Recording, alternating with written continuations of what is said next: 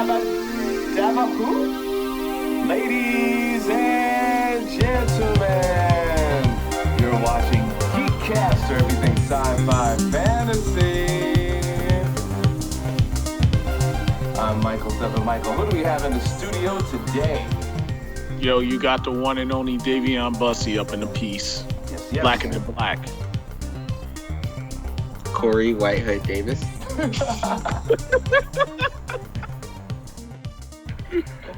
All right, yes, you're watching Geekcaster, everything sci-fi, fantasy, and geek culture. So, we have a bunch of shows that we want to talk about today. Corey, what is first on our list? So, Chip and Dale's Rescue Rangers. Okay. Now, when I first saw the trailer, I was like, I'm good. I pretty much know how this is gonna begin, middle, and end. And Dayveonne definitely inspired me to watch this. He was like, no, it's okay. I think I got maybe halfway into it. I'm good.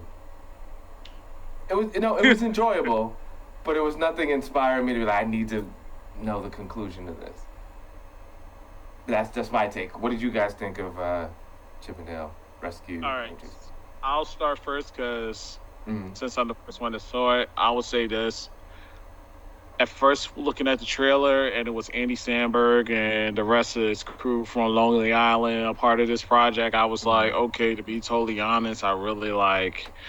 They're not showing this cartoon adaptation of a film any justice. I really feel as though it was going to be trash, hot garbage, But I finally decided to watch it a Saturday or a Sunday, one of the days. Sat back, and overall, I'm impressed.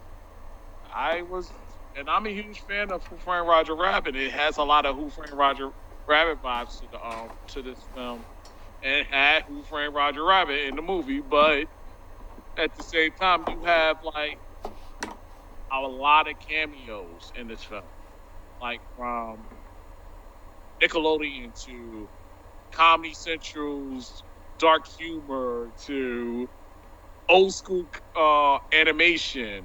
Like, it was really enjoyable. Don't get me wrong. It was a really enjoyable film. Would I watch it again? Most likely, just like when those phones I'll pop in just to watch because I'm bored. But overall, I really give it a good 7.5. Well, if we're doing the G's from 1G to 5G. So I would say, I'm going to say a 3.5. Interesting. 3.5. Cool. Corey? Never have I hated a movie so much like I've hated Chip and Dale's Rescue Rangers. That's sad. I don't think you gotta go any further. I couldn't get past 20 minutes. The voices of John Mulaney was just jarring for me. And Andy Samberg. Those two together in another comedic setting worked. But in a movie, it took me out of the space. And like Dayveonne was saying, the movie was flooded with cameos. In 20 minutes, I lost count of how many cameos and callbacks and other things that just really didn't even make a movie or a plot line. And like you said, there are a lot of Roger Rabbit cool world vibes. But for me, this is how not to make a movie, how not to do a reboot. If your whole movie is based off of, it was like this, and this is what the cartoon used to be. And the only one part that I did like within 20 minutes was Ugly Sonic. That was funny. Yeah, that was the most accurate part. But then I guess they tried to be too meta, too nostalgic, and the animation that Sonic the Hedgehog used in the movie and the animation that Winnie the Pooh's remake influenced this movie, I just thought it was just a mess of similes and cameos. It was just all over the place, and I tuned out within 20 minutes. I give it 1.5. What'd you give it, Corey? I give it a -5 G's if I could. Y'all really are not. Yeah, I'm a big fan of Cool World, and I'm a fan of Roger Rabbit. So, if you're gonna do that real life animation thing, you gotta come correct. Otherwise, why are we doing this? All right. So what's next on the list? What's next on the list? I can't get over that movie. Next on the list is a movie I recommended, Operation Mincemeat. And I will talk about it. So, as everyone should know, I am a huge James Bond fan. Mm-hmm. And if you know anything about James Bond, it was created by Ian Fleming. Ian Fleming was, in real life, an actual British naval officer. And during his exploits, that's how he came up with the idea for James Bond. This movie, Operation Mincemeat, is a real, true story of one of his escapades. And it is in the history books as one of the most successful military deceptive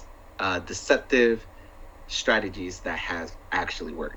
So it's basically telling you the whole entire story of what Operation Mincemeat was. Now, and I'll leave it at this is the first season that I think I've ever watched content and just bowed out. Like, I'll watch it up to a certain point. I usually struggle through. Now, Operation Mincemeat, I do think it's good. I think just from the audience out there, you can trust me. Okay? It's good. The dialogue is interesting. You really got to be in the mood for it. Because it's dark. They're trying to get this whole 1940s vibe. So it wasn't, you don't have like the neon lights and all that stuff. Everything is lowly lit.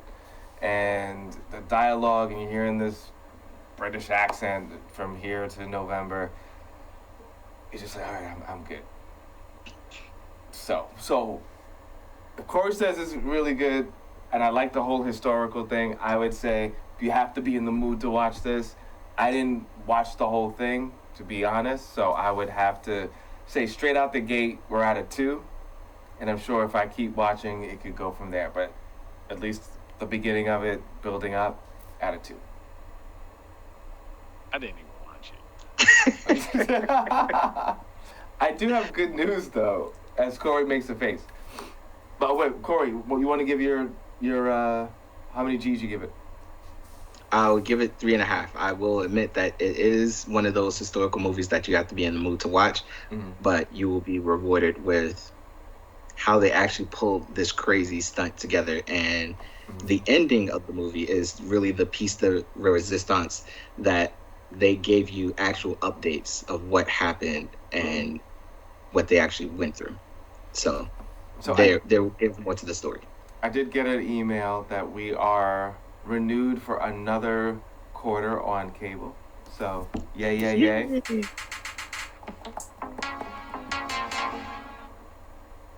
Random sound effects. And so, everyone that's watching us, we appreciate you guys. And if you're watching us online, social media, blah, blah, blah. But yeah, we are also on cable, so that's good. Good thing. So what's next on our list? And we will not forget to talk about Dayveonne going to a con in Brooklyn the other day too. So we'll mention that near the end of the episode. So what's next in the content world? Top Gun Maverick. Now, this has been a well-awaited production. People have talked about another Top Gun. I think since Top Gun came out, they were like, yes. We want another one. So even before going into it, why do you think it took so long to have a Top Gun? I believe the holdout was something to do with the rights and the pending, because actually when the movie was released, the estate of the person who wrote the original Top Gun, they sued Paramount Pictures for releasing part 2. So that has been a long battle as well. So there's a lot more behind the production and wait, what isn't this part 2? This is part 2, yes. Yeah. Wow. So yes, they actually started a lawsuit. So that's still pending. So that was one of the holdups. Gotcha. Wow, that's crazy. Wow. All right, so how was it? Dayveonne, start. Well, Dayveonne saw it on 4D. Nice. And I didn't get sick. Hey. And it was interesting and exciting. Now explain to the audience what 4D is and make it 4D fast. is like, stretch out that. Yeah, if you ever been to Six Flags, there was a particular roller coaster called The Right Stuff. Mm-hmm. Think of being on that theater where you have your chair moving, air blasting in your face, water, the whole shebang to get the experience of being on a jet pilot plane. That must be amazing. That I'm sure made the movie good. But that's almost not fair because most people are going to see this in their living room or on their phone. And I've been telling people, see that film in 4D. How many times, Corey? I don't know. I lost count. See? Where can you see it in 4D? In New York. At the Regals. Okay. I didn't even know they had a 4D theater there. Yep. Where is it? All theaters. Where's the location? The location is, well, they got one in Times Square and the other one is like Lower Manhattan. Okay. I went to the one in Lower Manhattan. So I guess you give this a what number for? Because of my experience on the 4D, it's going to have its first ever in history ever a 5G. Hey. Wow. And Corey, are you that far into it or no? I'm actually close to Dayveonne, except I have my issues being in the military that I just couldn't shake. I love the original Top Gun. Mm-hmm. The sequel, I was actually afraid to watch the sequel because I thought they were going to mess it up. But they did a fantastic job. If this was on the list of perfect movies ever to be created, this is on that list. Interesting. They did a very good job of moving the story along, having an adequate amount of callbacks, as well as pushing the story forward. So with everything that they actually did with the training for pilots and having real F-17 planes, the experience in the movie was good. However, some of the military issues of another unknown country and another unknown mission that only the Maverick could solve. By the way, I'm not giving spoilers away because there's a lot to this movie.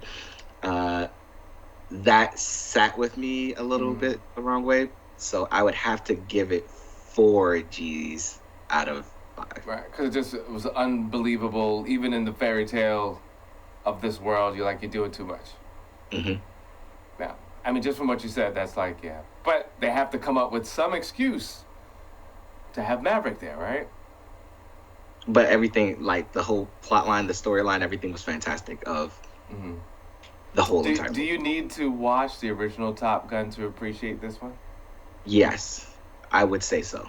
Yes.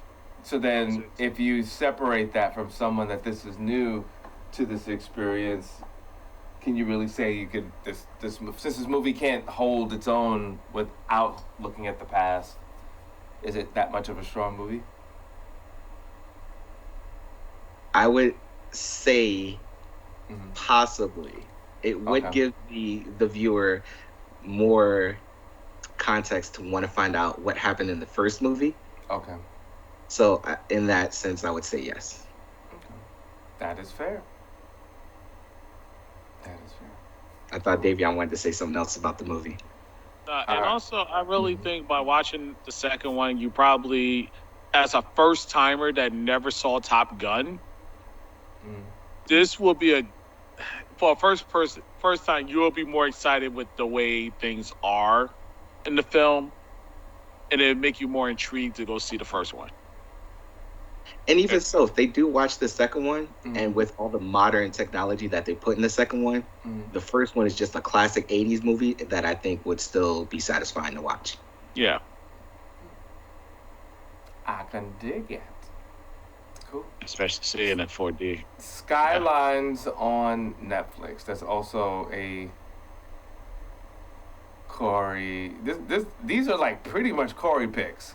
So Yeah. Skylines. Corey, why did you want us to see Skylines? So way back in 2010, there was another movie called Skyline that was considered a flop, but it became a cult classic. And then they made a sequel called Beyond Skyline. And this is the third movie, Skyline. So it's a trilogy. Each movie could be watched as a standalone movie, but they are all connected. And I think for an independent film and the ideas of sci-fi that they pushed and having not a huge budget, but not like a B-movie budget, they did a lot with the story that you would have been, I didn't see that coming. Oh, this is actually really good. I like this concept. It just draws you in, and it's just a really good idea, and they executed that idea very well in the movie. Now, I think I called you. I think I called you like 10, 15 minutes into it. And I don't know, again, I guess this is the vibe. This is my new vibe. I'm the hater of the content this season. That's my role this season. I was like, Corey, they kind of rushed the beginning, like trying to really get you in this world. And I guess that's the difficult part with any kind of storytelling, especially in anything science fiction or fantasy. Can I get the audience to buy into this world within the first 5 minutes? That's the challenge. And certain things didn't add up and didn't make sense too early. Even in just make believe, it just like, you know. So that was my problem with it. You know, they just kind of. But that is the problem. Like when you watch a movie out of context, the first few minutes are actually callbacks to the other two because this is the third of a trilogy. So. And I didn't know, and because it didn't say like Skylines 3, but it's almost like an Aliens thing. We have Aliens, and if you don't know, then you don't know. Right. So, but I mean, it's very obvious. Regardless, there's a lot of backstory, and I just took it as okay. We're building this world, and it's not crazy. It's pretty okay. This one versus this one, and then they take it over the body, and it's like okay. But it just, I really wish I saw the other ones. I think that maybe I would have had a different experience. Dayveonne, did you get a chance to see Skylines? No, because basically when I saw the first one, I was basically like, no. Wow. And what was it about that just didn't reach you? It was just too all over the place. It was, as I remembered, I just lost interest in it. Like I had no interest. Like it got to the point where I got halfway to it and then just went to something else. Now, and I'm sorry. And this last one, I have to say, as far as costumes and special effects, I think it was great. Like, if you forget the story, just from what I've seen, it's like, oh, this looks good. Like, they spent some, if not the money, definitely time into it.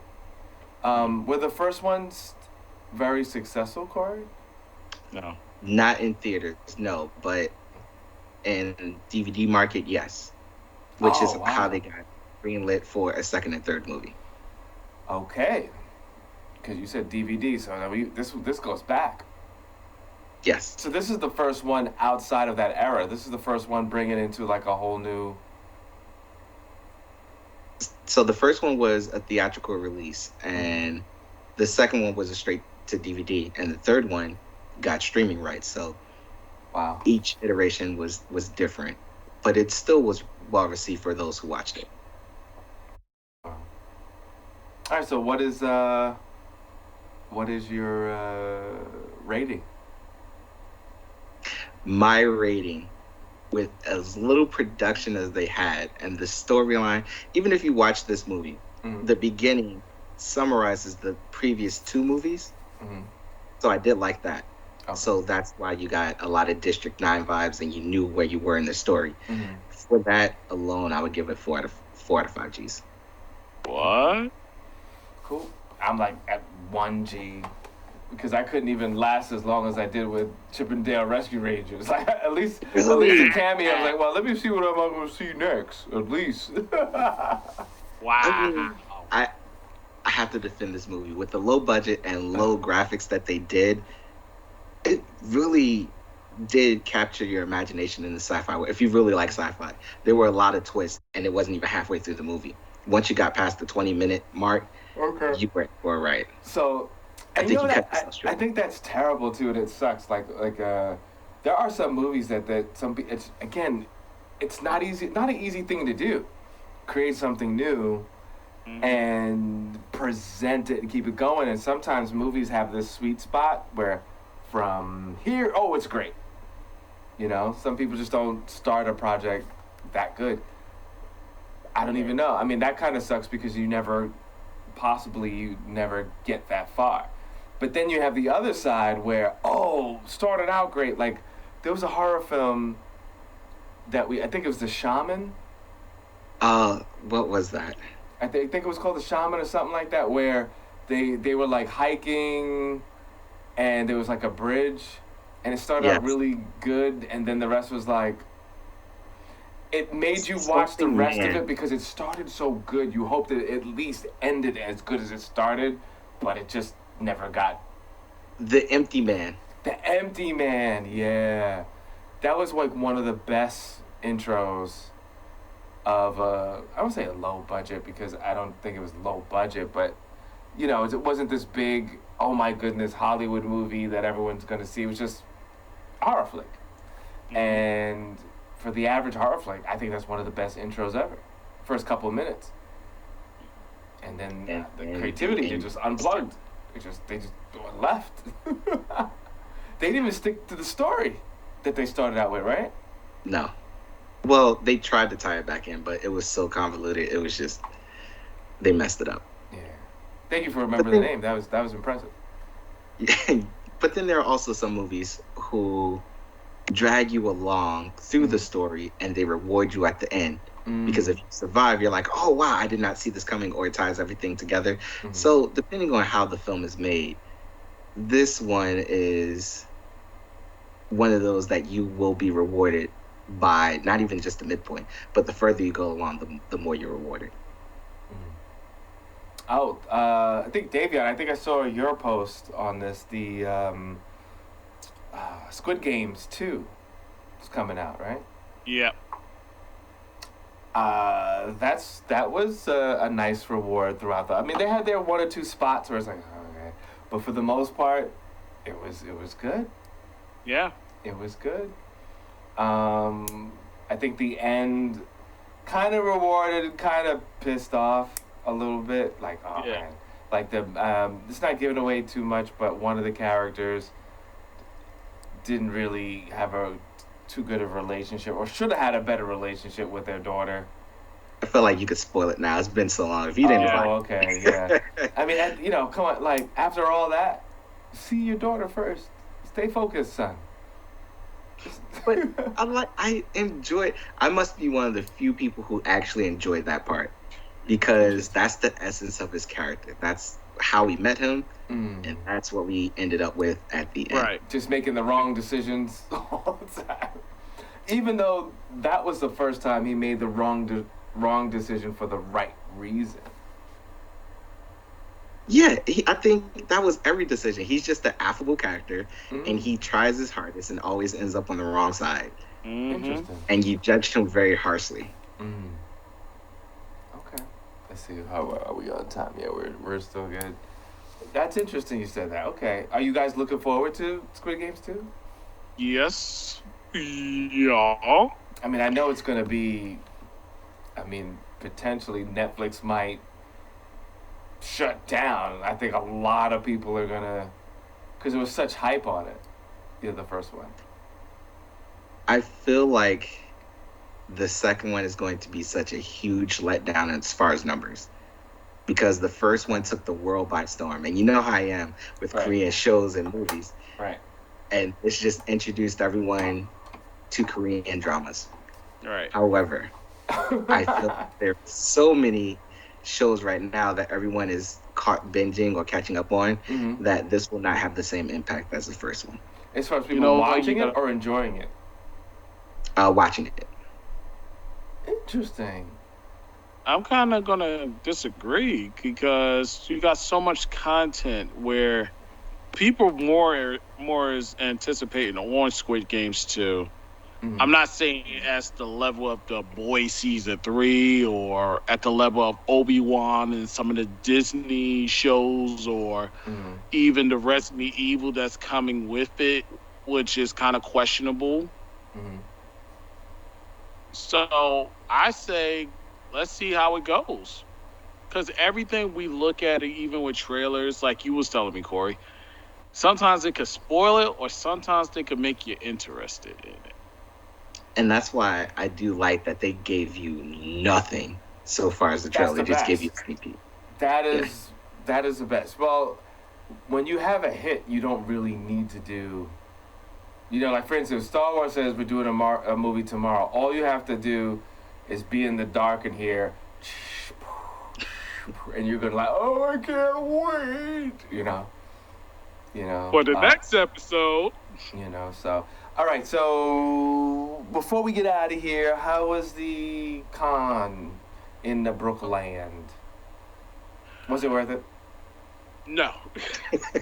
We're talking about Brooklyn Comic Con, and I'm so mad because I owned that domain before, and I was like, nah, I don't want to do it. And then, yeah. I don't want to, and I'm sorry, but it was a huge letdown. I really had, nothing was organized. We're in this long line that wrapped around a whole entire block, almost. People were still going into this little facility. This is why he's going to win by default, though. You do realize that? Well, yeah, because the prices, the money he made. And I was thinking it was probably going to be some small con that we're going to go in. I'm going to support my cousin. But we wind up going in there. It's a huge line. We're waiting. It's past 12 o'clock. I ain't getting until 1:25. What time did you get in line? I got online around, 12 something. 12. Okay, so hold on. Pause for a second. Past that. So then, was this? Well, I guess it also depends. Just because it's packed doesn't mean it was necessarily successful. But for the average person, because there were so many people and it was a long line, can we say that this was a successful event? In the way of bringing a crowd in, yes. Okay, that's fair. So then there was, yeah. He did do his thing, but here's some other things that I had to bring up. Okay. I was asking one of the volunteers, where's the food court? Nobody knew where the food court was. But there was a food court. But there was one. Wait, is this venue in Greenport or something, where it's all glass? Most of it's like a empty container kind of. What area was it in? This was in, it's a weird name. It's an all colorful type building, but it's more of a factory setup. Okay. And yeah. All right, well, we're interested. So maybe we'll do something different on that. Because I think that's an interesting question as far as the transition. What makes a good con? What makes a bad con? Some people just feel, as long as they see a bunch of people, it was great and successful. Some people are like, well, what vendors they had, the quality of guests. So it's interesting, but we're running out of time. But yeah, you know what we should do? We should do a show about that, because I think that's interesting, and everyone wants different flavors and different thing to walk away with when it comes to con. So we'll check that out. So, but we're out of here. You're watching Geekcaster, and if you're watching us on Twitch, we will continue to do another show. So stay around. Woohoo! Right. Yeah.